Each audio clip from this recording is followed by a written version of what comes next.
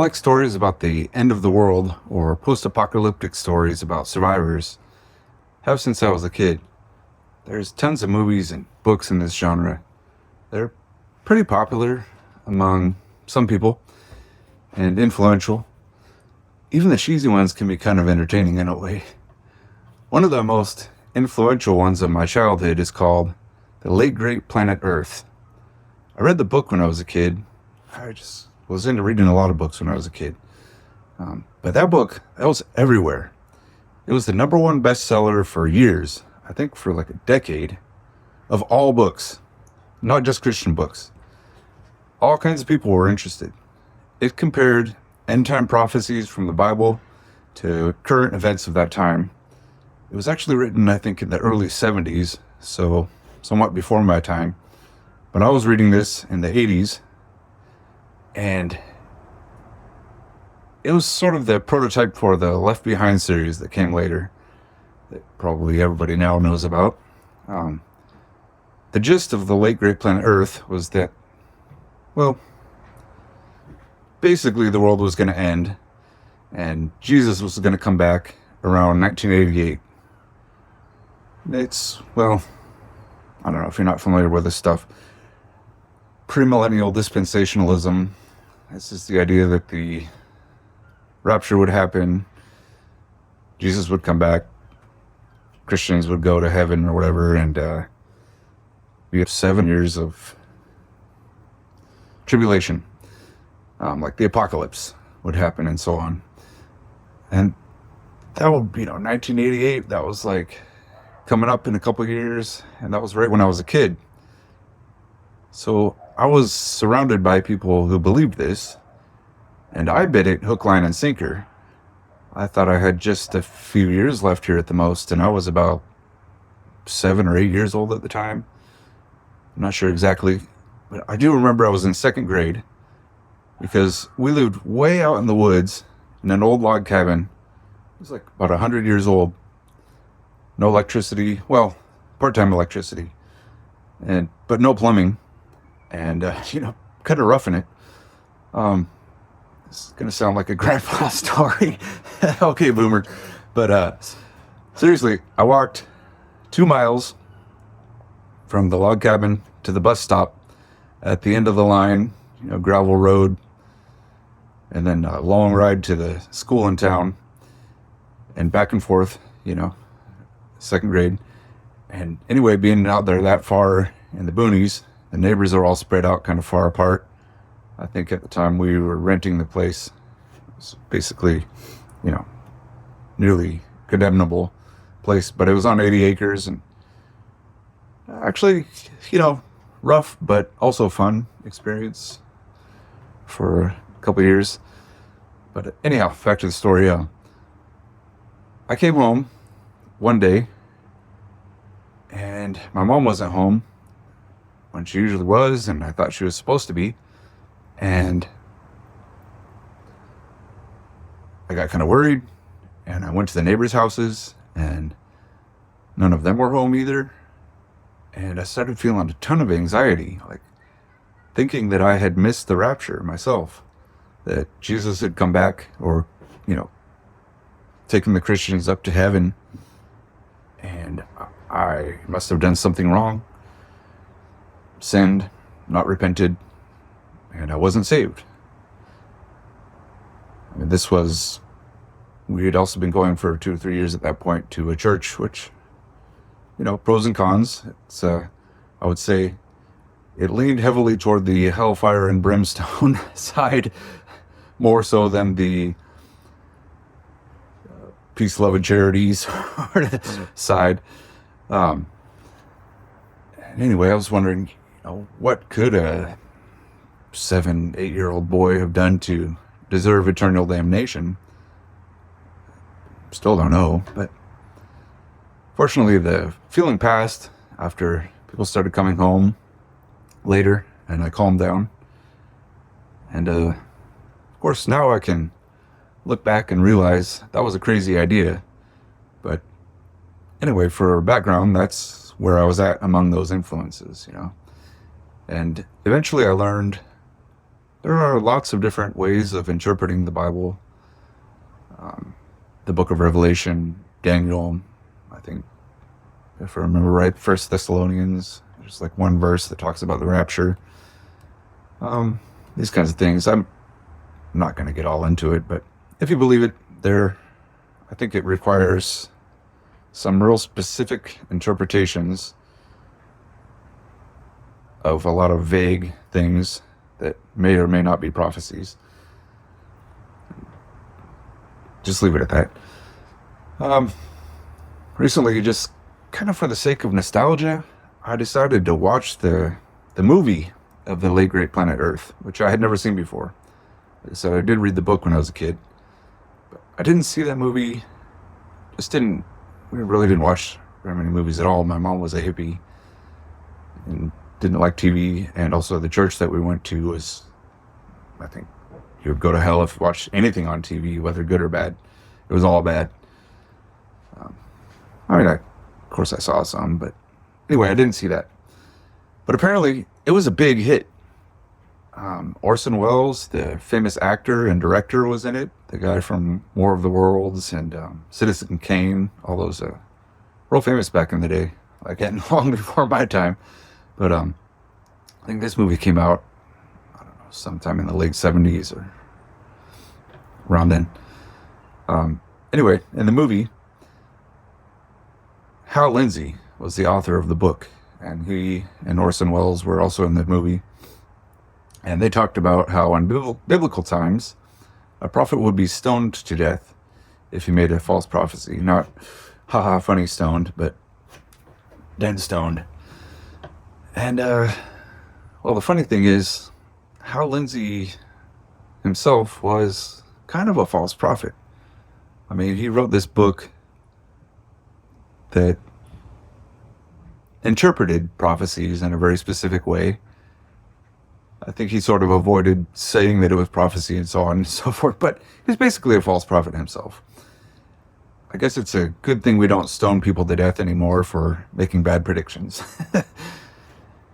Actually, last I checked, not too long ago, he's still alive, and he's had a long career of being a very successful merchant of doom, selling that message and adjusting the timeline after each of his predictions, of course, fails. And I've also learned that that's a very typical process for those kind of people with a apocalyptic mindset. Look, like I said, I'm not trying to debate the doctrinal details of the rapture and the apocalypse. And if you believe something like that and it motivates you to be a better person than you would be otherwise, well, more power to you. I suggest there are better reasons to be a good person than fear, but I get that it can be a motivating factor, and I get that there's also some hope in that. Anyway, the Bible says that no one knows the day or the hour, not even the angels.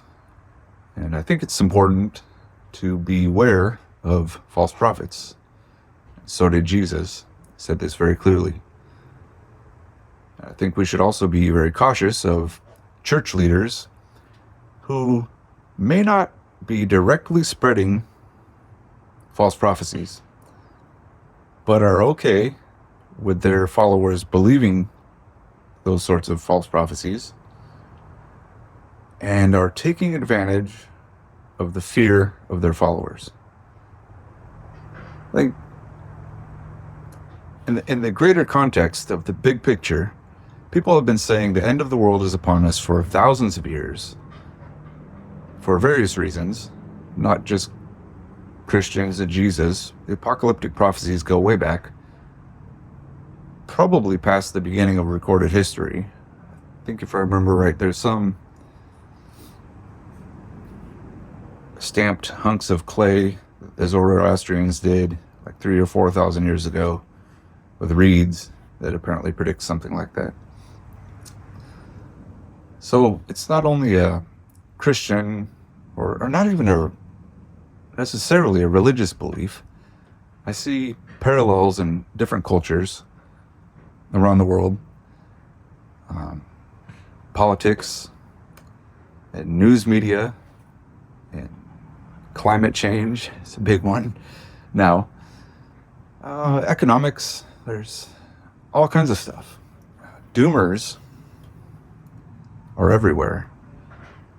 Especially the internet has given rise to a lot of niche doom groups where people find community in these shared beliefs. I think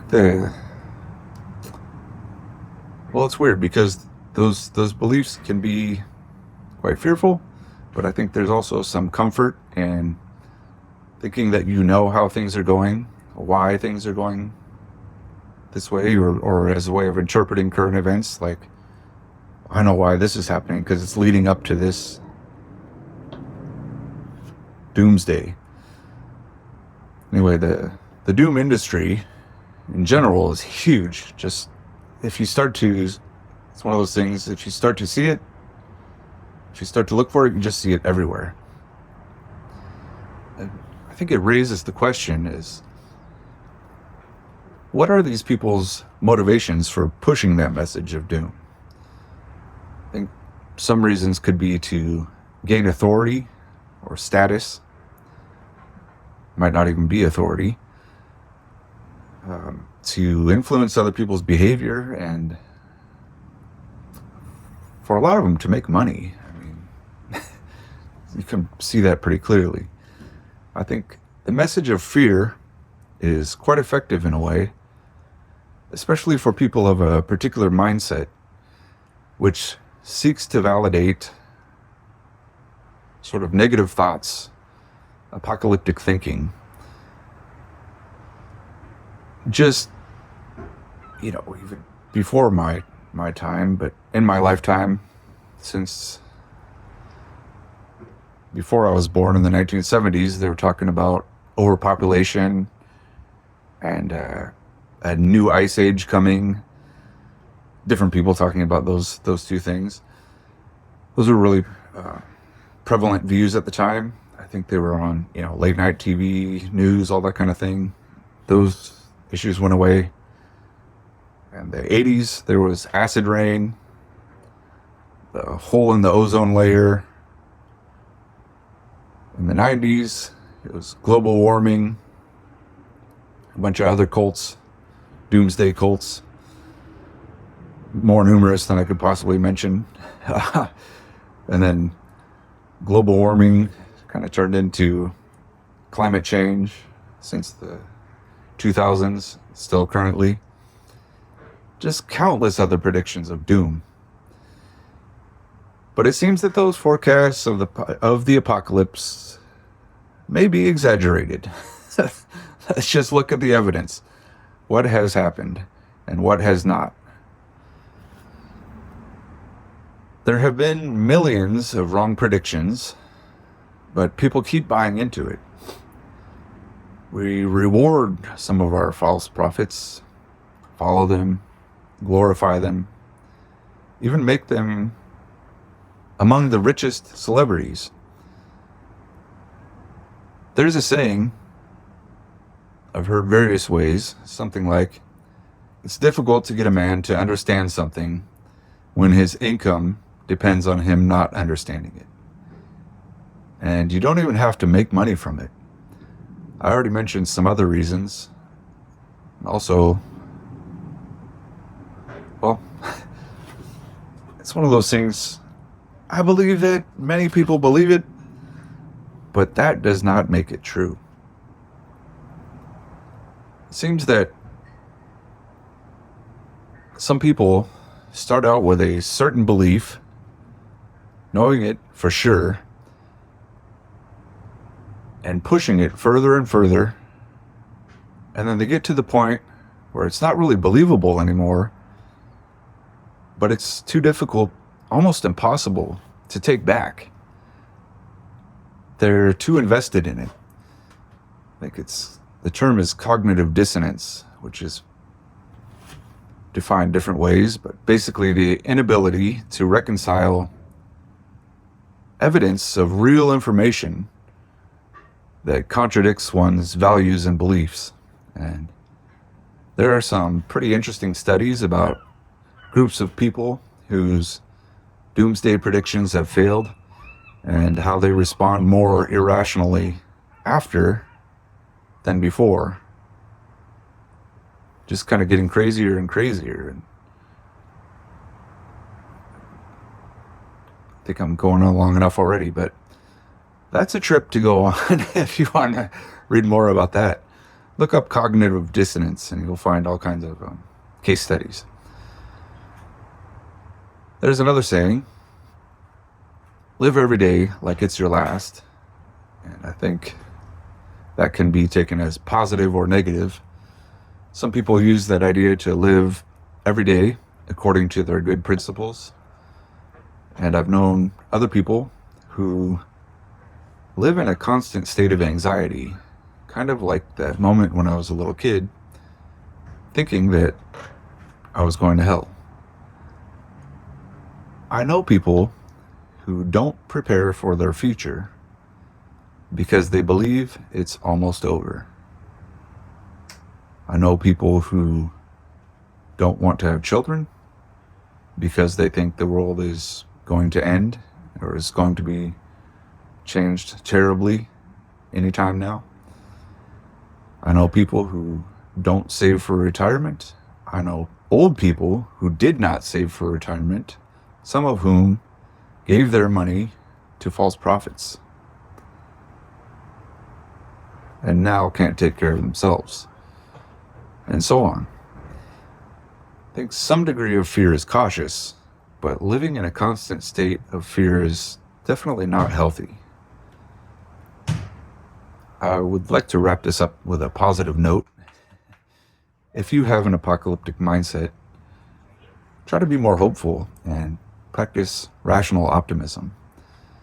If you feel a sense of impending doom, I want to encourage you to take a step back and breathe deeply and try to be more logical with your thoughts. Sure, the world or society as we know it will end someday, and we're all going to die one way or another, but we don't know when. And while we're here, I think we should try to make the most of it. I suggest less focus on external negatives that are beyond your control and may never happen as far as you can see, and to put more focus on making positive changes for yourself, your family, and your community, where you can have the greatest effect. And that's all for now. Take care.